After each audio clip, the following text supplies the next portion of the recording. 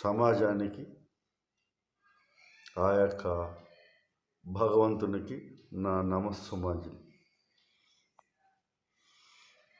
ఈరోజు ఒక కొత్త కాన్సెప్ట్ చెప్తున్నాను. సృష్టి అంటే భగవంతుడు, సృష్టి క్రమం, అది ఈరోజు సబ్జెక్ట్. మొట్టమొదటిసారిగా సృష్టి మొదలైనప్పుడు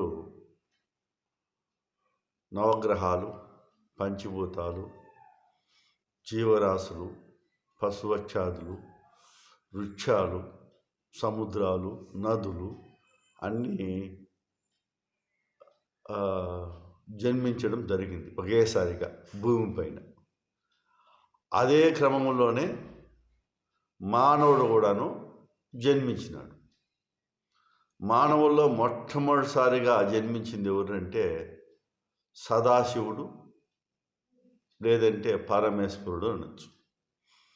రెండవసారి మహావిష్ణువు, తర్వాత వచ్చి బ్రహ్మ జన్మించినట్లుగా ఒక 4 రోజుల ముందు జై గణేష్ అనే సీరియల్ వచ్చినప్పుడు దాంట్లో కూడాను వాళ్ళు నేను చెప్పిన విధంగానే వాళ్ళు కూడా చూపించినారు. చాలా అద్భుతంగా ఉంది ఆ సన్నివేశం. ఇది సృష్టి పద్ధతి. మరి ఇప్పుడు ఈ త్రిమూర్తులు, భగవంతుడు అనేవాడు నిరాకారుడు, రూపము నామ జపము లేనటువంటి వాడు, అజేయుడు,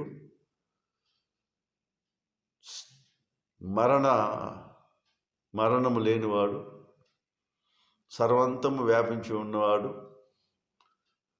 పేరు కూడా లేదు ఆయనకి. అటువంటి రూపం కలిగినటువంటి వ్యక్తిని, ఆ శక్తి, ఎనర్జీ, దాన్నే విశ్వశక్తి అంటారు. అటువంటి శక్తినే భగవంతుడని పేర్కొంటారు. ఇంకా డీటెయిల్గా చెప్పొచ్చును. ఇప్పుడు నాకు ఈ తోచింది చెప్తున్నా. తర్వాత ఆయన మొట్టమొదటిసారి సృష్టి మొదలైనప్పుడు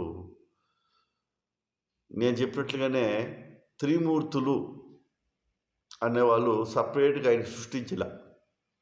కొన్ని వేల మంది మానవుల్ని ప్రపంచమంతా సహజంగానే అయోజనులుగానే నవగ్రహాలు, పంచభూతాలు ఎలా పుట్టాయో అదేవిధంగా వీళ్ళు కూడా పుట్టినారు. మానవులు కూడా అదేవిధంగా మానవులుగానే పుట్టినారు. వాళ్ళ ప్రవర్తన విధానాన్ని బట్టి, వాళ్ళు నడుచుకునే తీరుని బట్టి వాళ్ళే 2 వర్గాలుగా చీలిపోవడం జరిగింది.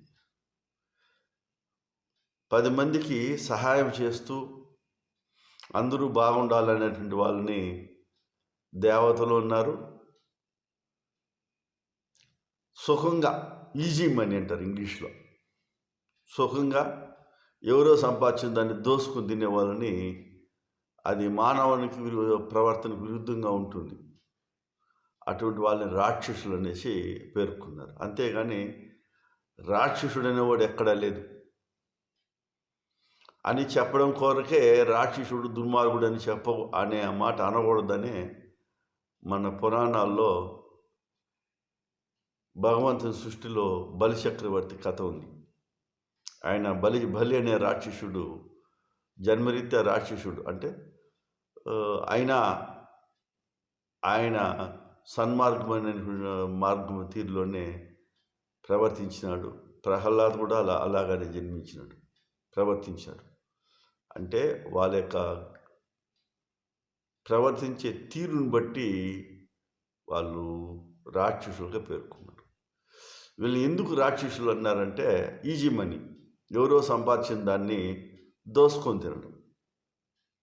మళ్ళా గర్విష్ఠులు, గర్వం ఎక్కువ, ఎదుటి వ్యక్తులు ఏడిపించడం,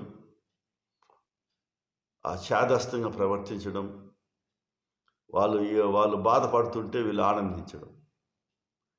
ఇటువంటి సమయంలో మొట్టమొదటిసారిగా జన్మించినటువంటి పరమశివుడు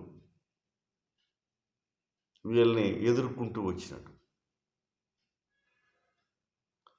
ఆ ఎదుర్కొనే క్రమంలో శివునికి సహాయంగా మళ్ళా కొంతమంది మంచి ప్రవర్తన కలిగిన వారు అతనికి సపోర్ట్ ఇచ్చారు. ఈ సపోర్ట్ ఇచ్చిన వారు పరమశివుడు వీళ్ళందరూ కలిసి ఒక సైన్యంగా తయారైనారు. అదే దేవతల సైన్యం అంటారు. తయారై నిరంతరము ఈ దుర్మార్గులు వధిస్తూ వాళ్ళని వాళ్ళ గర్వాన్ని అణిసివేస్తూ ప్రపంచంలో శాంతి స్థాపన కొరకు పాటుపడ్డాడు. మరి పరమశివుడు మొట్టమొదటిగా రారాజు లేక చక్రవర్తి అనొచ్చు. ఆయన చిరంజీవి, ఆయనకు మరణం లేదు అని నువ్వు ఎట్లా చెప్పగలవు అంటే, చరిత్రను మొత్తం కానీ పరిశీలించినట్లయితే మనకు బాగా నీట్గా అర్థమవుతుంది. సింధు నాగరికత బయటపడినప్పుడు పశుపతిని అంటే పరమశివుణ్ణి పూజ చేసినట్లుగాను, ఆయన భార్య అయినటువంటి పార్వతీదేవిని పూజ చేసినట్లుగాను మనకు ఆధారాలు ఉన్నాయి. అదీ కాకుండాను ప్రాచీన కాలం మానవుడు తనకు ఏ దాని ద్వారా అయితే తృప్తి పొంది మంచి ఫలితాలు పొందుతున్నారో వాటినన్నిటిని ఆరాధించినారు. ఎగ్జాంపుల్ నాగులు, నాగపాములు ఎక్కువగా ఉండడం వల్ల ప్రపంచంలో ఈ ఎలకల బాధ తగ్గింది. ఎంత ఎక్కువగా నాగపాములు ఉంటే ఆ పరిసర ప్రాంతాల్లో ఎలకలు అనేవి ఉండవు. ఎప్పుడైతే ఎలుకలు లేకుండా పాములు తినేస్తూ ఉంటాయో అప్పుడు పంటలు బాగా పండి రైతులు సుఖజీవితంతో బాగా ఆనందంగా ఉండేవాళ్ళు. అందుకని దీనికంతా మూల కారణం ఎవరంటే నాగులు. అందుకని నాగుల్ని పూజించడం మనుషులు మొదలుపెట్టారు. అదేవిధంగా పరమశివుడు ఎవరికి కష్టం వచ్చినా అయ్యా మమ్మల్ని కాపాడు అని అంటే ఆయనకి పేరు దయాలు అని పేరు కూడా ఉంది. ఆయన అందరి మీద దయపెట్టి వాళ్ళకి వచ్చిన కష్టాన్ని నుంచి వాళ్ళని కాపాడేవాడు.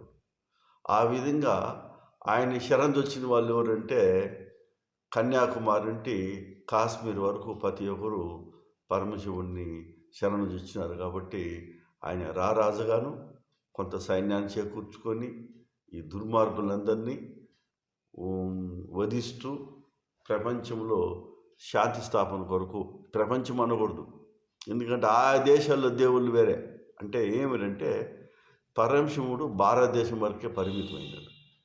ఎందుకంటే పరమశివుడు కూడా ఒక మానవుడే, అందరికీ సహాయం చేస్తూ ఆయన జీవిస్తూ ఉన్నాడు. కాబట్టి ఆయన్ని దర్శించడానికి ఎక్కడ భారతదేశంలో ఉన్న ప్రతి ఒక్క రాజు, చక్రవర్తి, ఋషులు అందరూ ఆయన దర్శిస్తే వీళ్ళ బాధలు చెప్పుకుంటే ఆయన ఎక్కువ కాలం జీవించినాడు. కాబట్టి ఆయన జీవిత కాలంలో చాలా మూలికలు, మంత్రాలు, మరి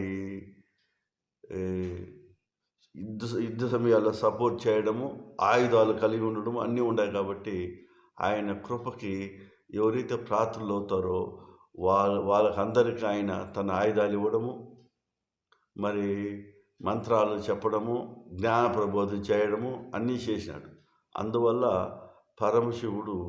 శివుణ్ణి అందరూ పూజించినారు భారతదేశం అంతా. అందుకనే పరమశివుణ్ణి కొంతమంది చూసే ఉండరు.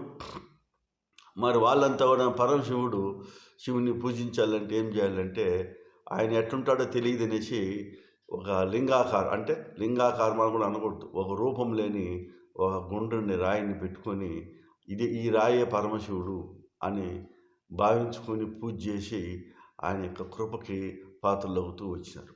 అట్లా శివారాధన వచ్చింది. అంతేగాని మన కథల్లో వచ్చిండే దాని ప్రకారము శివునికి శాపం వల్ల లింగానికి పూజ చేశారు అనేది తప్పుడు పద్ధతి. అది ఎట్లంటే ఆ శివునికి లింగానికే పూజ ఉంటుందని చెప్పేది కలియుగంలో. మరి రమణాసురుడు పూజ చేసింది ద్వాపర యుగంలో. రమణాసురుడు, శ్రీరాముడు వీళ్ళంతా కూడాను పరమశివుణ్ణి లింగాకారంలోనే పూజ చేశారు. అంటే పరమశివుని చూడకపోయినా ఆయనకి ఒక రాయికి పూజ చేసి, అంటే అవి నీళ్ళతో కడిగి 2 పువ్వులు పెట్టి, అయ్యా పరమశివ మాకు ఈ బాధ వచ్చింది మమ్మల్ని కాపాడు అంటే అప్పుడు ఆయన ఆదుకుంటూ వచ్చినాడు. అందువల్ల పరమశివుడు భారతదేశంలో అందరూ శివలింగాకారంలో పెట్టి పూజ చేస్తూ అందరూ అతను ఆరాధిస్తూ వచ్చినారు. మరి మహావిష్ణువు మహావిష్ణువు కూడాను దీనికి సృష్టికి మొదల్లో క్రమంలో పరమశివుని గురించి చెప్పుకుంటూ వచ్చేసాను. సృష్టి క్రమం కానీ గమనించేట్లయితే బ్రహ్మ అనేవాడు మూడోసారి పుట్టినాడు సృష్టిలో. బ్రహ్మదేవునిగానే జన్మించాడు. ఆయన మంచి ప్లానర్ అంటే ఏ పనిని ఎట్లా చేయాలా, ఏది ఎట్లా చేయాలా, దాన్ని ఏ విధంగా చేస్తే దాంట్లో మనం ప్రపంచంలో శాంతి స్థాపన జరుగుతుంది, మరి దుర్మార్గుల నుండి అమాయకుల్ని, బలహీనుల్ని, శక్తిహీనుల్ని ఎట్లా రచించవల్ల అని ఆలోచించి ప్లాన్ చేసేటివి చేస్తాడు. దాన్ని అనుసరించే మహావిష్ణువు ఫాలో అవుతాడు. ఆ మహావిష్ణువు కూడాను చాలా యుద్ధాలు చేశాడు.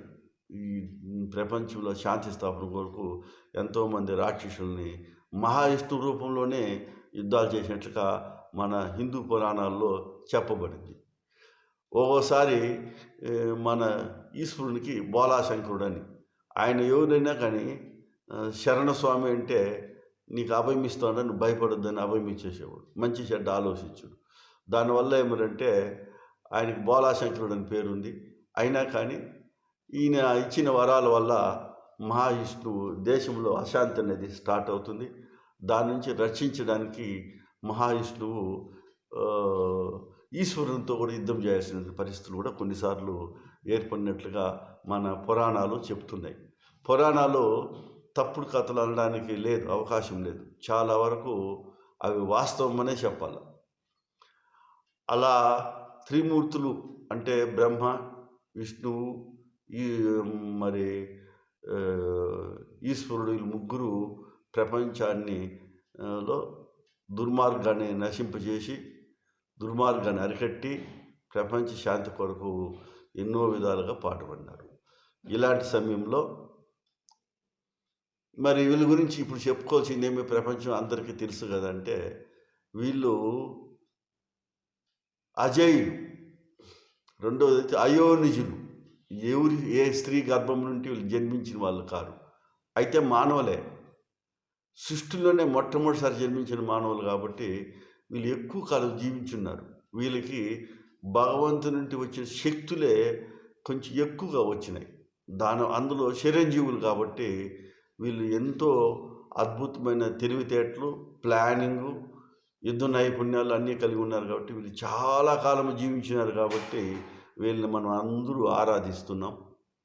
ఆయన కృపకి మనమంతా పాత్రలు అవుతున్నాం. మరి దీని గురించి ఇప్పుడు ఎందుకు చెప్పుకోవడం అంటే, పరమశివుడు ఇప్పుడు కూడా అయోజనుడే, ఇప్పుడు కూడా చిరంజీవే. అయినా కానీ ఆయన ఎక్కడో అక్కడ మనకు తెలియదు. ఇప్పుడు తపస్సు చేసుకుంటూ ఉండిపోయినారు.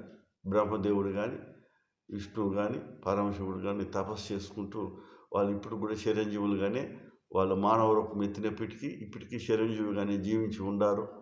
కాబట్టి ఈ పరమశివులు అనేది ఇది పాతకాలం, వాళ్ళ కాలం చెల్లిపోయింది అని అనడానికి వీల్లేదు. వాళ్ళు చిరంజీవులు అనే సంగతిని అందరూ గుర్తు చేసుకోవాలని నేను చెప్తున్నాను. మరి భగవంతుడు ఒకడే కదా దేవుడు అంటే, వీళ్ళకి భగవంతుడి కృప ఉంది కాబట్టి వీళ్ళు ఇప్పటికి కూడా చిరంజీవులుగానే ఉండారు. అయితే వాళ్ళు ఎక్కడున్నారో చూపించింది హేతువాదులు వాదించవచ్చు. కానీ వాళ్ళు తపస్సు చేసుకుంటూ ఎక్కడో అక్కడ మరుగులో ఉండిపోయినారు. వాళ్ళు అవసరమైనప్పుడు మళ్ళా ప్రపంచంలోకి ప్రవేశించి మన ప్రజల్ని వాళ్ళు రక్షిస్తారు. అందువల్ల మన దేవదేవతలను మన హిందూ సిద్ధాంతం ప్రకారము మనం వాళ్ళని గౌరవిస్తూ పూజించడం అనేది మన కర్తవ్యంగా భావిస్తాం. మరి మిగిలిన దేవుళ్ళు బ్రహ్మ, మరి దేవేంద్రుడు, మరి గాలిదేవుడు, వీళ్ళంతా కూడాను సృష్టిలో మొదట వచ్చిన వాళ్ళే. కానీ వెనకాన పుట్టినారు. వీళ్ళంతా ముందు ఫస్ట్లో జన్మించిన వాళ్ళు కాదు. వీళ్ళు కూడా చిరంజీవులే. కానీ వీళ్ళు ఎక్కడ ఉండాలనేది తెలియదు. అవసరమైనప్పుడు వీళ్ళు లోకంలోకి ప్రవేశించి మన భారతదేశాన్ని రక్షిస్తూ ఉంటారు. కాబట్టి మీరంతా ఏమిరంటే, ఈ భగవంతుడు ఒకడే. సృష్టి మొదల్లో జన్మించిన వారు వీళ్ళందరూ మానవులే. వీళ్ళకి కూడాను దైవ కృపకు ప్రాతులైనందువల్ల వీళ్ళకి శక్తి సామర్థ్యాలు వచ్చి ఉన్నాయి కాబట్టి మనము మన సిద్ధాంతం ప్రకారము మనం ఆ దేవుడిని పూజించాలి. మరి భగవంతుడు ఎక్కడున్నాడు? పెద్ద ప్రశ్న. నేను నాకు వేరే ఆలోచనలు లేవండి. ప్రపంచం ప్రజలు ఎవరు ఏం మాట్లాడుకున్నా నాకు పని లేదు. నేను ఎప్పుడూ దైవ చింతలోనే ఉంటాను కాబట్టి నేను ఆలోచించినంత వరకు భూమియే భగవంతుని యొక్క మూల స్థానమని నేను గట్టిగా చెప్పగలుగుతున్నాను. ఎవరైనా నాతో వాదించి గెలుచుకుంటే గెలుచుకోవచ్చు. ఇంకా రెండోది ఏంటంటే భూమిపైన జరిగే ప్రతి ఒక్క విషయము భూమిలో రికార్డ్ అయి ఉంటుంది. నువ్వు చేసిన పాపపుణ్యాలు, నీ జీవిత పనులు, నువ్వు అన్నీ మనుషులకు ఏం కావాలా, ఏ సమయానికి ఏది కావాలా అన్నీ భూమి నుండే ఉద్భవిస్తున్నాయి. సృష్టి అనేది ఎట్లయితే మొదలయ్యి ఉద్భవిస్తూ ఉందో అదేవిధంగా భూమి కూడాను సృష్టికి కావాల్సిన దాన్ని అంతాను అది భూమి నుంచే పుడుతున్నాయి కాబట్టి భూమి యొక్క మూల కేంద్రమే భగవంతుని యొక్క మూల స్థానమని నేను గట్టిగా చెప్తున్నాను. కాబట్టి మీరందరూ భగవంతుని ఎలా ఆరాధించాలంటే స్వచ్ఛమైన నీళ్ళతో ఏదైనా ఒక బండని కానీ ఒక వస్తువుని కానీ కడిగి పూలు పెట్టి నీ సంకల్పంగా అని చెప్పుకున్నట్లయితే నీకు నెరవేరుతుంది. అది తప్పదు. ఇది నేను చెప్పేది సత్యం. ఇది మరి మిగిలిన సిద్ధాంతాలంతా ఎందుకంటే లోకంలో కొన్ని మూఢనమ్మకాలు వచ్చినాయి. అవి ఎందుకు నిలబడి ఉన్నాయంటే ఇంకా కూడాను ఆ మూఢనమ్మకాలు కూడా సమాజ శ్రేయస్సు, సంఘ శ్రేయస్సు ఆధారపడి ఉంది కాబట్టి మనం వేరే సిద్ధాంతాలంతా కూడా ఉన్నాయి. అవంతాను నిజమైంది కాదు. నేను చెప్పడం ఏంటంటే మీరు ఏదైతే భగవంతుడిని నమ్ముతారో దాన్ని మంచినీళ్ళతో కడిగి 2 పూలు పెట్టి మీ సంకల్పం చెప్పుకుంటే తప్పనిసరిగా నెరవేరుతుందని నేను 10 మంది ముందర గట్టిగా చెప్తున్నాను. మీకందరికీ నా నమస్సుమాంజలి. మీ అందరి దగ్గర నేను సెలవు తీసుకుంటాను. నమస్తే.